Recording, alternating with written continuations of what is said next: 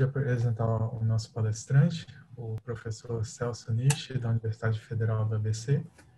O Celso recebeu seu doutorado pelo Instituto de Física Teórica da Unesp e ele fez 2 pós-doutorados, o primeiro na Unicamp e o segundo na Universidade de Maryland, nos Estados Unidos. E ele é professor da UFABC desde 2009. O Celso trabalha em física de partículas elementares e campos, e as suas linhas de pesquisa incluem tópicos como violação de simetria CP, extensões do modelo padrão e física de neutrinos.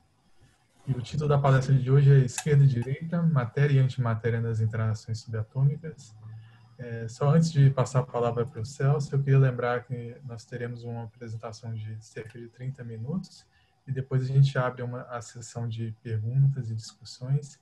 Quem quiser fazer uma pergunta para o palestrante pode se inscrever pelo chat, que eu chamo cada um para fazer a sua pergunta. A gente organiza a ordem das perguntas, ou se preferir, pode digitar a pergunta no chat que eu leio aqui. Então, Celso, muito obrigado por aceitar o convite e pode começar a sua apresentação. Então, obrigado, Rodrigo, pela apresentação e pelo convite. Acho que eu tenho que agradecer o Farinal também pela indicação. Então, vou compartilhar aqui. Então, como já foi apresentado, esse é o título. Então, eu vou começar bem básico. Eu ouvi que tem bastante gente da graduação, então talvez eu fique mais pro início, vamos ver. Então, para começar bem simples, a motivação mais básica, certo? Então, no meio tangencial, então, quando a gente fala de esquerda e direita, não sendo política, né? A gente sabe que no mundo biológico, a simetria é aproximada, certo? Mesmo pra gente, por exemplo, entre destros e canhotos, tem mais destros, canhotos são 10% da população, e a maioria desses canhotos são mais homens, né? A anatomia também não é simétrica, certo? Por exemplo, o coração fica do lado esquerdo, todo mundo sabe, mas tem uma pequena parcela, 1 em 10 mil pessoas, que tem essa condição chamada ciclos inversos, em que todos os órgãos ficam invertidos. Então, é quase 100%, mas não é, certo? E você pode ver outros animais por aí que tem alguma simetria aproximada, mas a simetria não é exata, certo? Entre esquerda e direita.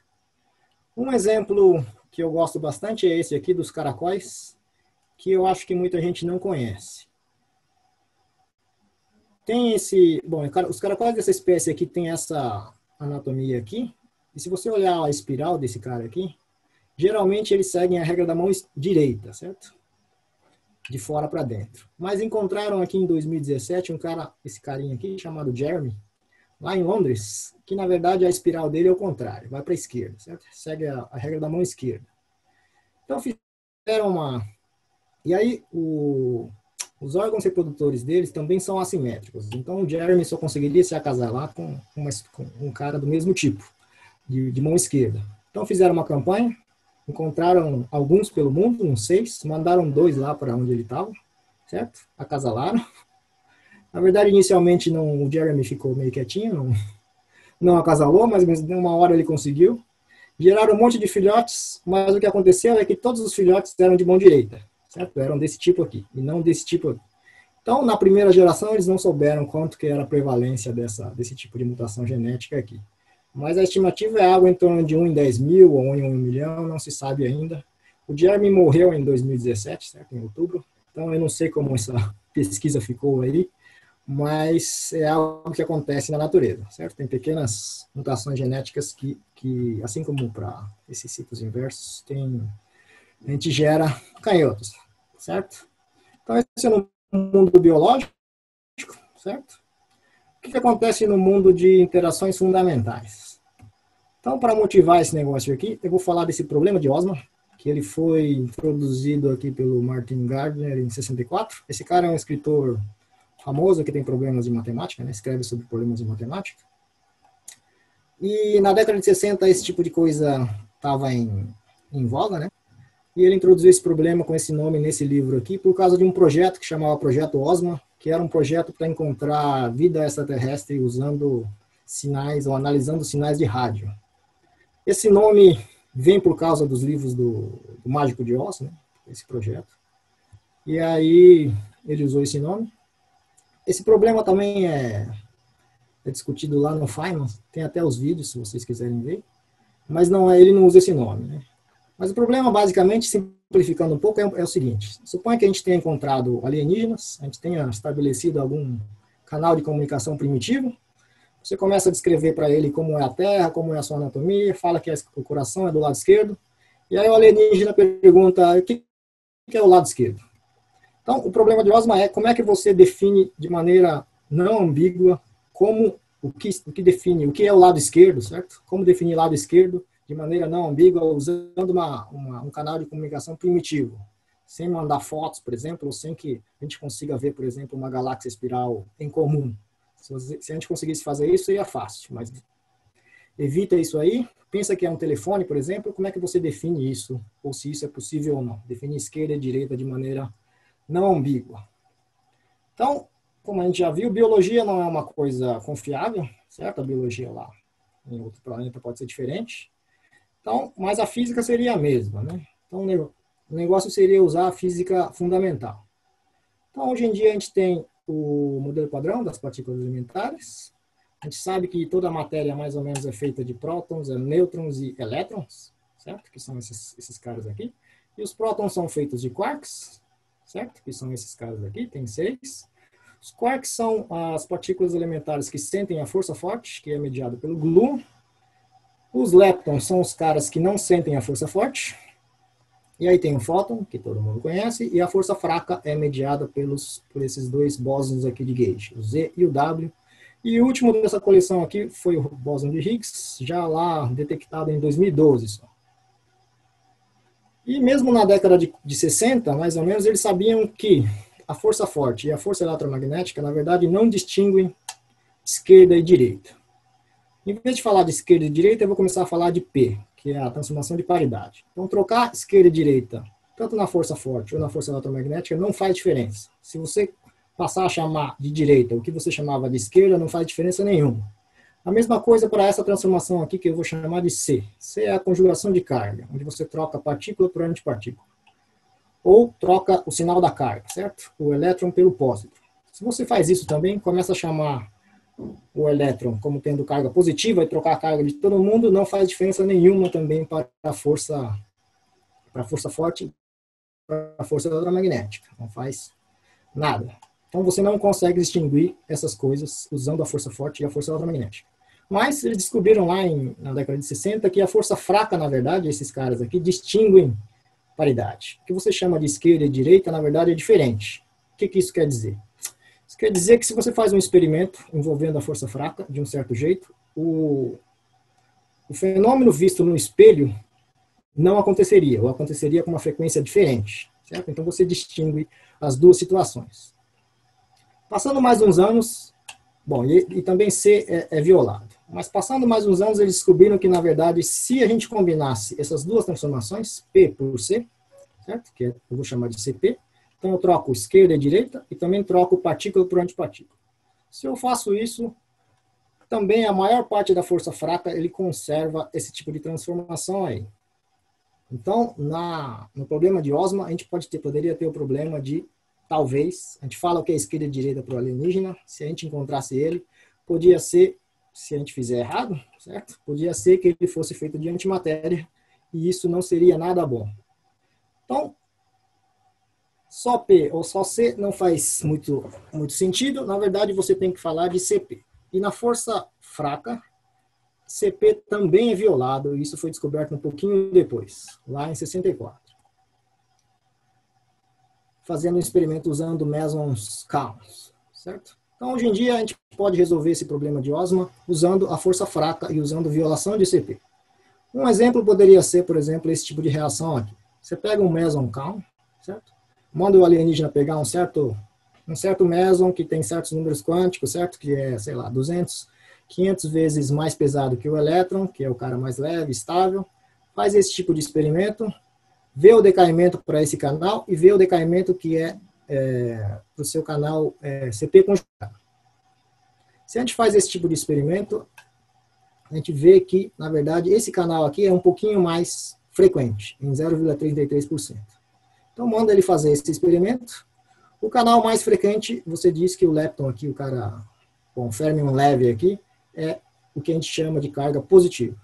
Uma vez definida a carga, certo? Você faz algum outro experimento envolvendo paridade. Aqui não envolve paridade porque é a taxa de decaimento em todas as direções, certo? Paridade não importa. Então, na verdade, no fundo aqui você consegue distinguir a carga. E aí, esse mecanismo de violação de CP, ele foi comprovado em vários outros lugares. Então, por exemplo, em Counts, em mesons B, certo? E não é que ele é pequeno, isso aqui é pequeno, mas existem sistemas onde esse efeito é grande. Então, como é que a gente... Então, usando violação de CP, esse problema de osma é resolvido. Hoje em dia, a gente consegue resolver isso aí. Como é que a gente entende violação de CP no modelo padrão? Então, no modelo padrão, a gente entende violação de CP através desse mecanismo chamado de Kobayashi-Maskawa. Então, ele vem dos acoplamentos de Yukawa que são complexos. Esses acoplamentos de Yukawa, a gente vai ver mais para frente, são os acoplamentos que dão a interação entre quark, quark e Higgs e dão massa para os quarks fundamentais também. Fazendo uma mudança de base, na verdade, eles têm a ver com, eles entram numa matriz de mistura dos quarks, que é chamada de CKM, certo? KM é o Kobayashi-Maskawa. E toda a violação de CP aparece porque tem uma fase aqui, ou porque os acoplamentos são complexos, ou porque aparece uma fase nessa matriz aqui, que dá a interação entre os quarks tipo up, tipo down e o W. Essa matriz em módulo é quase diagonal, tem essa forma aqui, mas o fato de ser complexo, essa fase aqui, te dá a violação de CP. Esse mecanismo foi proposto lá em 73, pelo Kobayashi-Maskawa. Eles ganharam o Prêmio Nobel de 2008, certo? Metade do Prêmio Nobel. Dizem que o Kobayashi não foi fazer o discurso de recebimento do Nobel porque ele não tinha confiança em falar inglês, então ele não foi. Mas o Maskawa foi lá receber, tem até o vídeo lá.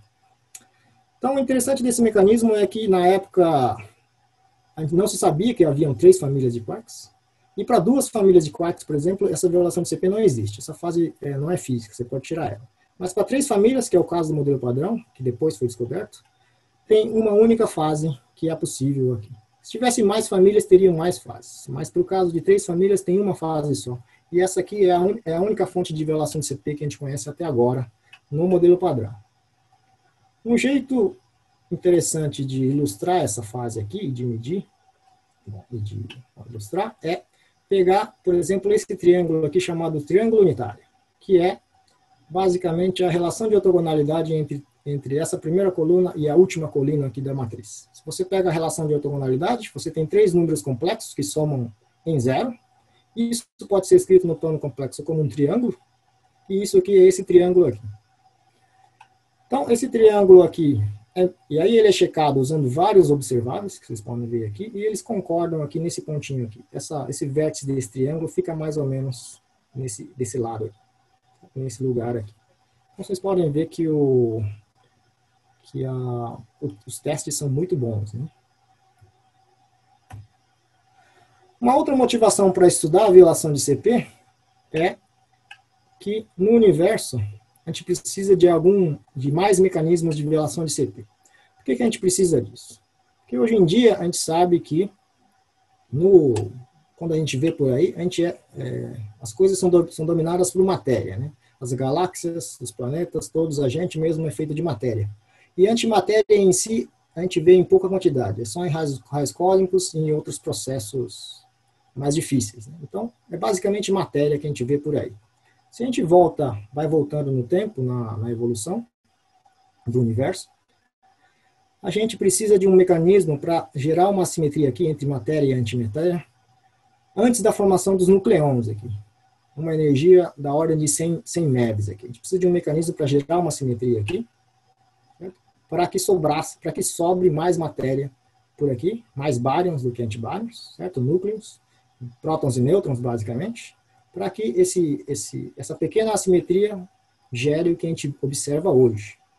E o que acontece no modelo padrão é que aquele mecanismo do CKM, aquela única fase que tem lá, aquilo não é suficiente para fazer ou para gerar essa assimetria que a gente vê aqui.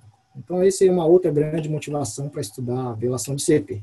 Então, a gente precisa de mais fontes de violação de CP para explicar isso aqui. Por que a gente existe aqui como matéria, tem mais matéria. Então, esse seria a motivação, as motivações genéricas. Daqui a gente poderia ir para vários lugares.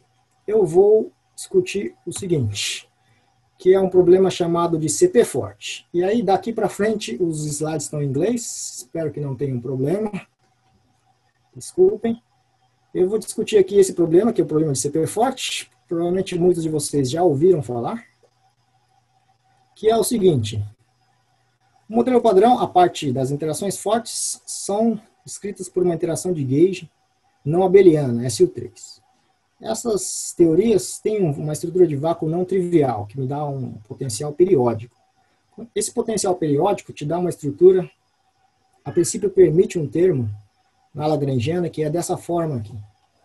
Para os estudantes que já viram eletromagnetismo, né, e notação tensorial, isso aqui é basicamente FF2, e aí vocês sabem que eu posso reescrever esse negócio como um campo elétrico e um campo magnético. Se isso aqui fosse mesmo do caso do eletromagnetismo, vocês lembram que o campo elétrico é um vetor e o campo magnético é um pseudo-vetor. Portanto, essa combinação aqui, ela é um pseudo-escalar. Quando você aplica paridade, troca a esquerda por direita, esse negócio aqui troca de sinal, quer dizer, esse negócio aqui troca de sinal, mas esse aqui não troca de sinal, e portanto esse negócio aqui troca de sinal, e aí esse termo aqui violaria P. Ele não viola C, porque você troca carga por menos carga, né? A carga elétrica troca de sinal, mas a carga magnética também troca de sinal, porque é como se a corrente trocasse de sinal também. Então isso aqui não troca de sinal por C. Mas então CP também é violado. Então esse termo aqui, que é permitido no modelo padrão, ele seria violado no modelo, ele violaria CP e P, ambos. E esse parâmetro aqui é mais ou menos uma fase, então ele poderia ser qualquer coisa de ordem 1. Então isso é o que a gente espera teoricamente. Mas como esse negócio viola CP, na verdade ele influi em observáveis, que são medidos. Então um que pode ser medido é o momento elétrico de dipolo do nêutron. Isso aqui já foi tentado a medição várias vezes e a gente sabe que ele é muito pequeno e a gente tem um limite superior. Esse limite superior nos dá um limite superior para esse parâmetro aqui, que tem que ser, na verdade, muito pequeno, 10 a menos 10. Então, para o que você esperava, que era de ordem 1, na verdade, ele tem que ser experimentalmente muito, muito pequeno, 10 a menos 10. Então, esse é um problema de naturalidade.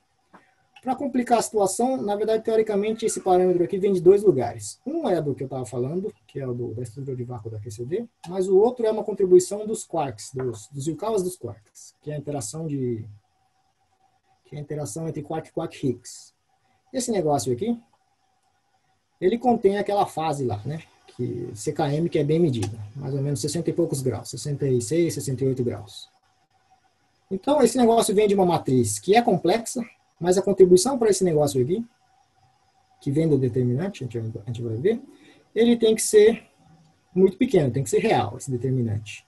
Então, esse θ barra tem que ser muito pequeno, ele vem de dois lugares, então ou você tem um cancelamento muito grande aqui, espetacular, ou essas duas coisas são muito pequenas, mas a gente não tem uma explicação nesse nível para que eles sejam muito pequenos. Então esse é o problema de CP forte. Por que esse parâmetro aqui é tão pequeno, experimentalmente, sendo que teoricamente ele pode ser esperado de ordem 1? Então ele não é um problema de naturalidade técnica nesse nível aqui, porque CP já é violado, certo? Esse ângulo aqui é medido. Então tem coisas complexas lá. Então não é que eu possa mandar esse parâmetro para zero e conseguir mais simetria, porque eu não consigo. Outro detalhe aqui é que, bom, se fosse pequeno, a gente sabe que é pequeno, na verdade, ele é radiativamente estável, porque as correções entram só em 7 loops nesse negócio aí. Então, como é que a gente resolve isso? Então, a gente resolve isso do seguinte jeito. Bom, tem 3 caminhos, mais ou menos. Um é assumir que a massa do quark U não tem massa. Essa massa, quando eu digo massa, é a massa que vem do Higgs, certo? Porque não é a massa que vem da QCD, é a massa que vem do Higgs. Se essa massa fosse zero, na verdade, aquele θ barra seria não físico e poderia eliminar ele. Mas esse tipo de solução, a princípio, é bastante desfavorecida por cálculos de QCD na rede. Um outro caminho é promover aquele θ para ser um campo. Geralmente a gente chama de A. E aí esse campo vai sentir aquele potencial periódico, que eu estou falando da QCD, e aquele potencial periódico é tal que ele tem um mínimo em zero. Então, na verdade, ele se acomodaria em zero, e sobraria um campo físico bem leve, que é chamado de axion, que sai desse tipo de solução, e ele está sendo procurado por aí, porque ele também poderia ser uma matéria escura. Mas eu não vou falar disso, isso aqui é o mais popular, tá bom? Eu vou falar do terceiro caminho. Então, o terceiro caminho é, e se CP ou P fosse uma simetria, que na verdade ele só seria quebrado espontaneamente mais para baixo, de forma que CKM e tal seriam gerados. Como é que funciona isso? Então, isso funciona do seguinte jeito. Então, se P ou CP fosse uma simetria, e fosse somente quebrado espontaneamente, na verdade, aquele θ que vem da QCD, ele seria zero por simetria. Eu imponho a simetria, aquele termo não existe mais. E aí tem dois caminhos, ou você impõe P, certo? P é paridade. Isso leva a modelos chamados left-right, que já foram bastante estudados.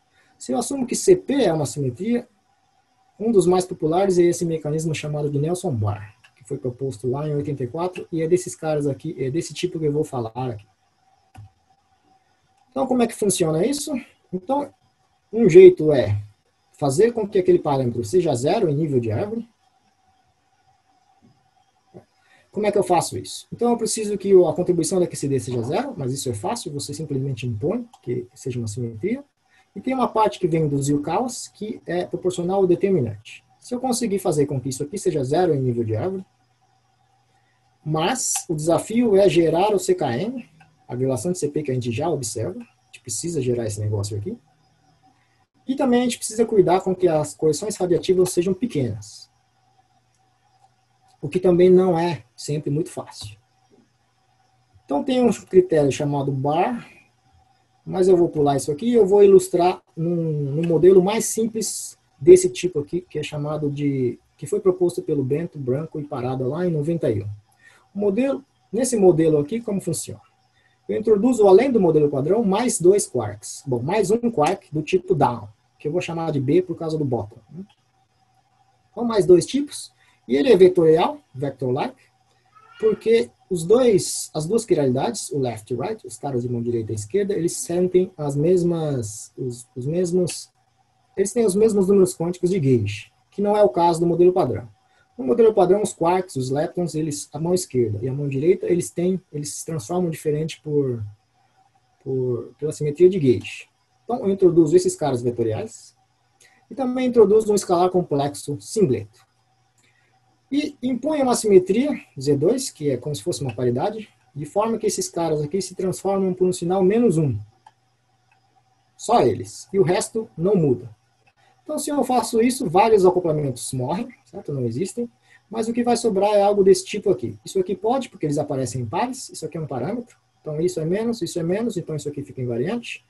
Tem um termo desse tipo. Isso aqui vira -1, isso aqui vira -1. Certo? Isso aqui não vai a nada. Então, portanto, isso aqui também é invariante.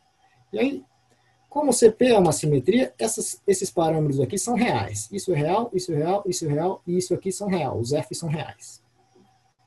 Como é que vem a violação de CP? Então, a violação de CP vem porque esses escalares aqui ganham uma fase.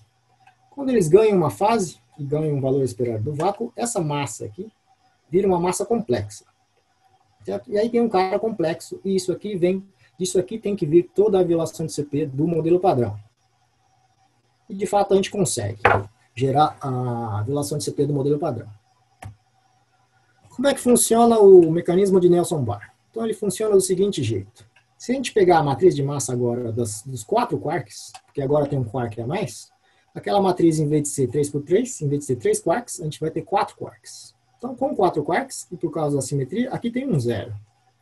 E a estrutura é tal que isso aqui é real, isso aqui é real e isso aqui é complexo. Mas se a gente calcula o determinante dessa matriz aqui, vocês podem ver usando qualquer continha aí, que o determinante vem das partes da diagonal, esses blocos aqui. E o determinante é tal que isso vezes isso tem que ser real. Então o determinante é real. Então a contribuição desse negocinho aqui para o parâmetro θ barra, ele é zero. Então a gente consegue o que a gente queria inicialmente, que é aquele parâmetro lá que viola a CP, em nível de árvore, certo? Na primeira aproximação de perturbação, ele é 0. Então, beleza. Esse problema, nesse nível, está resolvido. O que acontece? O que acontece é que, talvez... Bom, então, em um loop, quando a gente coloca mais correções, na verdade, a gente ganha correções para aquele parâmetro lá, θ barra. Então, a gente ganha correções desse tipo aqui. E se vocês olharem aqui, o QL, o DR e o Higgs, esse aqui é o Higgs, é o acoplamento de Yukawa do modelo padrão. Esse negócio ganha correções desse tipo aqui, onde esse F aqui é aquele parâmetro que conecta quarks novos com os quarks do modelo padrão. Então, o F aparece 2 vezes e o lambda é o cara que conecta aquele escalar lá com o Higgs. Então, uma estimativa para esse tipo de correção é algo como se fosse F ao quadrado lambda. Como é um loop, tem uma supressão aqui de 16π ao quadrado, que é mais ou menos 100. Né? Então, tem uma supressão, mas tem uma correção. E esse negócio aqui tem que ser da ordem de 10 a menos 10. Então, se isso é 10 a menos 10, você tem que suprimir esses parâmetros bastante, né? Para conseguir isso aqui, para que isso aqui seja 10 a menos 10. Então, a gente se perguntou se a gente podia fazer isso de uma forma melhor. E aí a gente consegue fazer um pouquinho melhor, usando um modelo tão simples, ou um pouquinho mais complicado do que aquele do branco. Então, como é que a gente faz isso? A gente, em vez de usar um quark vetorial, a gente usa 2 quarks vetoriais, B1 e B2. Certo? Mas ao invés de usar uma simetria de CP convencional, a gente usa uma simetria de CP não convencional, que eu já mostro como é. Se a gente faz isso, a gente consegue construir, na verdade, um modelo em que aquela correção de um loop, na verdade, é 0. E aí a correção que vai aparecer em primeira ordem vai ser a de segunda em 2 loops. A simetria que a gente usa é uma simetria que a gente chama de CP4, que pode ser expressa, se fossem 2 escalares, a gente precisa de um par, e a gente chama de CP4, que ele funciona do seguinte jeito. CP tem a ver com o complexo conjugado, então eu troco φ1 e φ2 e coloco um complexo conjugado aqui. O CP usual, φ1 iria para φ1, certo? Mas aqui φ1 iria para φ2, e o φ2 vai para φ1 e eu ganho um sinal aqui. Essa simetria é tal que quando eu quadro ele, na verdade é como se fosse um Z2. O φ1 ganha um sinal, o φ2 ganha um sinal, e ele só volta para o mesmo lugar depois de aplicar 4 vezes. Por isso que é uma simetria de ordem 4.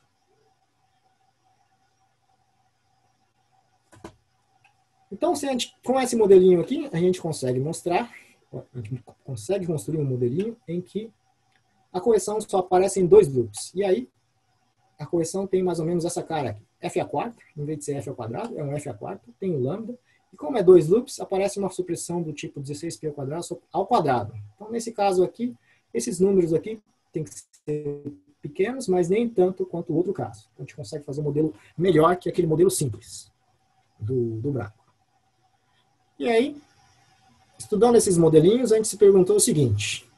Nesses tipos de mecanismo, a gente precisa desses quarks vetoriais novos. Esses quarks são os que transmitem a violação de CP, que quebra lá nos escalares, e vai para o modelo padrão. Então, a gente se perguntou, se a gente encontrar quarks vetoriais por aí, como é que a gente sabe se esses quarks vetoriais são genéricos e tem alguma coisa a ver com esse mecanismo do Nelson-Bar, ou não tem nada a ver com esse mecanismo e não tem nada a ver com violação de CP? E se a gente quer que esses quarks estejam na escala TV, porque se a gente quer medir eles, eles têm que estar na escala de TV, certo? Não muito mais que isso. E se os escalares são muito mais pesados, só esses quarks estariam lá. O que aconteceria? Então, esse trabalho é bem recente. Tem esse número aqui do arXiv, foi aceito há pouco tempo. E o probleminha é o seguinte. Então, é como se fosse aquele modelo do branco. Toda a violação de CP viria de uma massa complexa, desse tipo aqui. Certo? E aí, a gente quer comparar esse modelinho com o modelo mais genérico, onde se esses parâmetros todos pudessem ser complexos, que é o caso de quarks vetoriais genéricos, como é que a gente distinguiria o caso genérico do caso desses quarks vetoriais que a gente está chamando do tipo Nelson-Bar? Qual que seria a diferença? Então, a primeira diferença que a gente pode fazer, fazendo uma continha, para o caso de um quark só a mais, se a gente faz isso, a gente chega na seguinte contagem de parâmetros. No modelo padrão, nesse setor aqui de Yukawa, a gente tem 10 parâmetros. A gente tem 3 massas dos quarks up, 3 massas para o quarks down, 3 ângulos de mistura e uma fase de CP. Então a gente tem 10. Desses 10 aqui, só uma fase viola CP. Para o caso de ter quarks vetoriais genéricos, na verdade a gente ganha mais 10 parâmetros. Então seriam 16. Desses 16, 3 violariam CP. No caso de Nelson Bar, esses 16 seriam 15. Então você tem um parâmetro a menos. E desses 15, só um viola CP. Então já dá para ver que ele é bem diferente. Então, você tem menos parâmetros e esse modelo seria mais testável. Então, quais seriam as consequências? Então, falando do caso genérico, o que acontece? Um quark novo se mistura com os quarks velhos, tá bom? Mas essa mistura se daria, por exemplo, da interação do W com os U's e os D's. Só que a interação é tal que essa mistura aqui entre o quark novo e os outros quarks seriam suprimidos pela massa do cara pesado. Então, isso aqui é suprimido, mas existiria lá. E uma outra consequência que é comum nesses tipos de modelos são correntes neutras que trocam sabor, que são esses aqui. Então, no modelo padrão, esse tipo de coisa aqui não acontece. Não tem como um quark tipo down virar um quark tipo S, um strange, trocando um Z em nível de árvore. No modelo padrão, isso aqui não existe. Mas nesse tipo de modelo, existe a possibilidade disso acontecer com um acoplamento aqui. Você troca de sabor, D e S têm a mesma carga, então você troca de sabor, trocando um Z. Esse tipo de coisa aqui, como no modelo padrão não existe em nível de árvore, na verdade isso é bem suprimido experimentalmente. Então, qual o suprimido? Então isso pode ser testado usando alguns observáveis. Se a estrutura de sabor for tal que ele é genérico, na verdade a gente precisa que essa nova física esteja lá em cima, lá sem TVs. Então a primeira conclusão de um estudo genérico é que a estrutura de sabor tem que ser não genérica. E aí, se a gente quer que esses quarks vetoriais estejam em um TV, a gente precisa de uma estrutura não genérica. Então, o que acontece nesse modelinho com quarks vetoriais do tipo Nelson Bar? Então, isso aqui eu posso pular. Então, o que acontece é o seguinte, a gente consegue parametrizar e a gente descobre que esse acoplamento aqui do quark pesado com os tipo up e o W, certo? Que são novos, esses caras aqui são altamente hierárquicos. Então, esse V aqui, para o quark top, certo? Isso aqui é o top, isso aqui é 10 a menos 3. Se é o charm, é 10 a menos 4. E se é o up, é 10 a menos 5. Esse tipo de estrutura aqui faz com que aquela troca de sabor com corrente neutra seja bastante suprimida também. Então, a gente pode fazer alguns testes. Então, ele basicamente passa em vários testes que a gente pode fazer. E para comparar o caso do Nelson Bar com o caso genérico, por exemplo, a gente pode simular os dois casos. Bom, dá para ver aqui que aquele X, que é o quanto que aquela corrente neutra troca de sabor, a gente pode ver que isso aqui é bem pequeno. Isso aqui está em 10 a menos 5, 10 a menos 7. Esses pretos são excluídos por alguns experimentos, mas a gente, se pegar o resto, tem um monte de pontos aqui e eles são muito pequenos. E o rosa e o azul é a comparação entre Nelson Bar e o caso genérico, só que no caso genérico assumindo certos ângulos. Então eu consigo simular aqui o caso Nelson Bar e o caso genérico, mas dá para ver que eles são, a gente consegue fazer similar, então é difícil distinguir entre eles. Então só para concluir, se a gente seguir esse raciocínio, pode ser que na verdade CP seja uma simetria da natureza numa escala um pouquinho maior. Então na verdade nessa escala aqui o problema de Osman não teria solução. A gente não conseguiria dizer o que é esquerda e o que é direita, o que é matéria e o que é antimatéria de uma maneira unívoca. Se isso acontecer, um dos mecanismos poderia ser esse mecanismo do tipo Nelson Bar, e isso resolveria o problema de CP forte, e isso envolveria quarks vetoriais, e ele poderia ser a origem da violação de CP no modelo padrão. Então a gente conseguiu fazer um modelinho, onde esse θ barra só aparece em 2 loops, e a gente estudou esses quarks vetoriais do tipo Nelson Bar e viu como eles poderiam ser testados, o que é bastante difícil. Então, basicamente, isso é o que eu queria mostrar para vocês. Eu passei um pouquinho, desculpem aí. Nós podemos abrir aí. Obrigado. Obrigado, Celso. Então, a gente abre para a sessão de perguntas. Quem quiser fazer pergunta, se inscreva pelo chat. Acho que o Dimitri quer começar com uma pergunta. Obrigado, Celso. Foi bastante interessante a palestra. Eu quero saber primeiro sobre aquela CP não convencional que você mencionou. O fato que você ganha correção em ordem mais alta, isso é relacionado com o grau de simetria. Então, por que acontece cancelamento no primeiro loop? Deixa eu ver. Bom, teria que entrar em um detalhe, mas deixa eu ver aqui. Com essa simetria aqui, na verdade, com essa simetria, esse VEV aqui, ele é real. Bom, tem mais detalhes lá. Na verdade, o que acontece naquele modelo é que alguns parâmetros são complexos, mas CP continua sendo conservado. O potencial é mais simples que esse caso mais simples do branco. E aí ele não ganha VEV. E aí ele é tal que não tem mistura entre a parte real e a parte imaginária dos escalares aqui. E é isso que faz com que esse diagrama aqui não tenha correção. Você precisa de um diagrama de ordem superior. Não vai ter essa perninha aqui.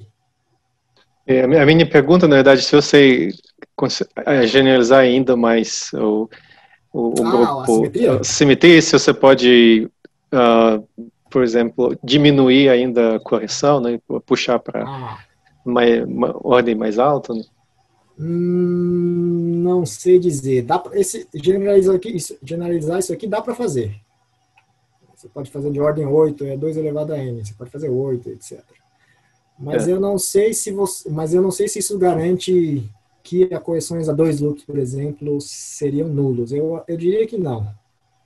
Mas também a conta seria muito mais complicada, porque aí você teria que checar realmente que todas as contribuições de 2 loops são nulos. Ok. E outra pergunta é sobre consequências, talvez pergunta bastante genérica, sobre consequências de adicionar os quarks adicionais, como isso é compatível com cosmologia, por exemplo, não sei, talvez alguns outros restrições que vêm, não sei. Se fosse só quarks vetoriais, não teria muito problema. Provavelmente. Vai introduzir mais graus de liberdade, mas provavelmente não faz muito estrago. Deixa eu ver. Mas em relativo àquela questão da assimetria de CP, isso aí teria que ser analisado, porque CP seria quebrado de maneira espontânea aqui, né? E aí, se você quiser conectar isso com aquele problema da assimetria da matéria com antimatéria, teria que estudar melhor. Eu não sei se isso aqui consegue fazer, não. Porque CP tem que ser quebrado em algum momento, e aí teriam paredes de domínio, esse tipo de coisa. E paredes de domínios estáveis tem energia, né? Pode gerar problemas. Obrigado. Nada. Só uma curiosidade, Celso, como você decide que você precisa de um escalar e 2 quartos vetoriais para ter esse efeito? Você tenta escrever a interação guiado pela simetria? Teve gente que antes tentou com mais partículas e a sua proposta é mínima em algum sentido? É bem bom, é um modelo bem simples esse aqui, né? Então, o mais simples possível é aquele outro, mas aquele aparece correções em um loop. Se fizer modelos mais complicados, tem outros modelos que conseguem fazer, eu acho que é o que o Dimitri queria, suprimir em 2 loops, eu acho que consegue. Mas aí é um modelo bem mais complicado. E modelos que aparecem só em 2 loops também dá para fazer se for mais complicado. Do tipo left-right, eu acho que tem também modelos. Mas nesse caso aqui foi meio sorte. Não? A gente viu que funcionava e foi assim. A gente descobriu a posteriori. A gente não esperava a priori que isso ia acontecer.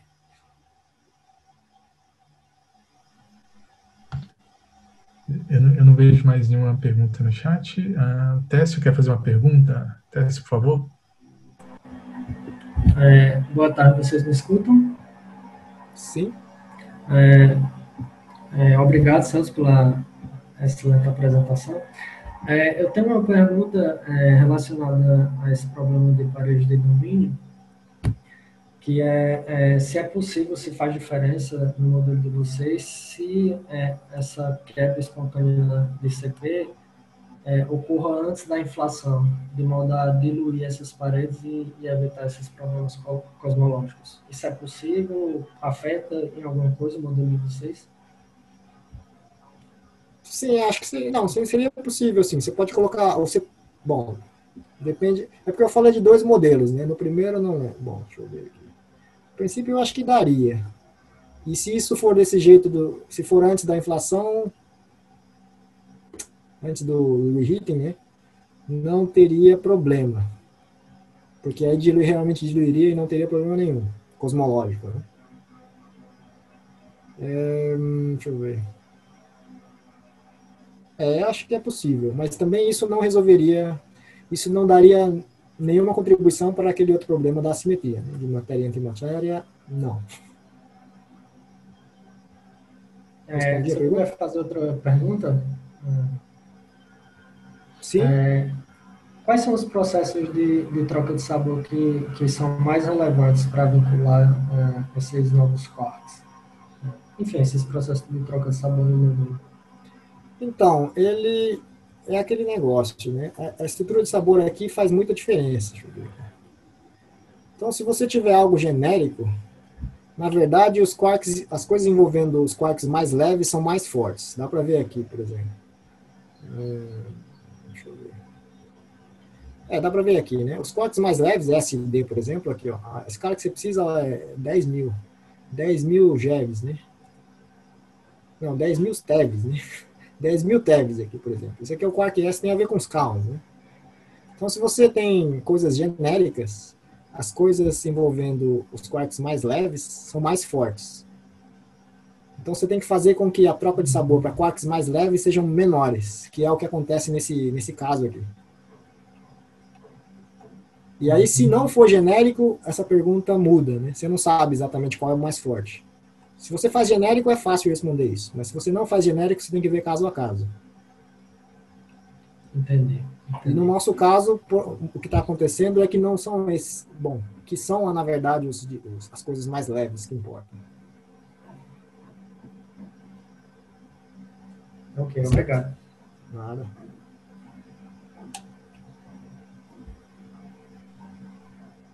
O Jamerson tem uma pergunta? Boa tarde a todos. Vocês me escutam? Sim. Obrigado, professor Nish, pela palestra. Eu estou vendo aí que a escala de física nova é próxima à escala, relativamente próxima à escala de energia do LHC. Então, eu queria saber se nesse update do LHC, no High Energy, se vocês têm alguma perspectiva de alguma assinatura de física nova, se vocês têm algum limite sobre esses novos esses updates do LHC aí. Bom, eu não sei dos específicos, mas eles estão procurando esses quarks vetoriais, sim. Eles estão procurando todo ano. Esse ano já teve um update, eu acho. Acho que hoje já estou em torno de 1.4 TeV. Mas está subindo, mas não vai subir muito mais. Eu não sei o que vai acontecer no High Luminosity. Mas não pode passar da energia lá básica, né? Então, você nunca vai chegar aqui. Por exemplo, em 100 TeV, você não vai chegar nunca. Talvez 10 TeV, sei lá. Algo assim, talvez, muito difícil ainda. No LHC no estágio agora, não vai passar de, sei lá, alguns TeVs não vai passar. E no High Luminosity, talvez um pouquinho mais. Entendo. Porque é muita sujeira, né? É verdade. Obrigado. Nada. Mais alguma pergunta? Última chance.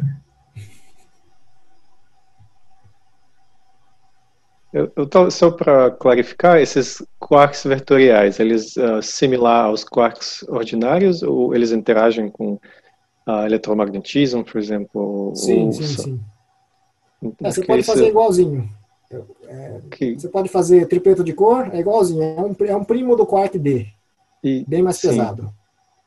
Isso deveria ser muito mais difícil, talvez, adicionar no modelo, porque por causa de várias restrições, eu não sei exatamente, mas algo tipo de precision tests ou que podem ser violados. Assim, Talvez não sei se você analisou. Talvez esteja pensando em, se você fizer só uma cópia do modelo padrão em 4 famílias, isso já foi excluído para Quarks.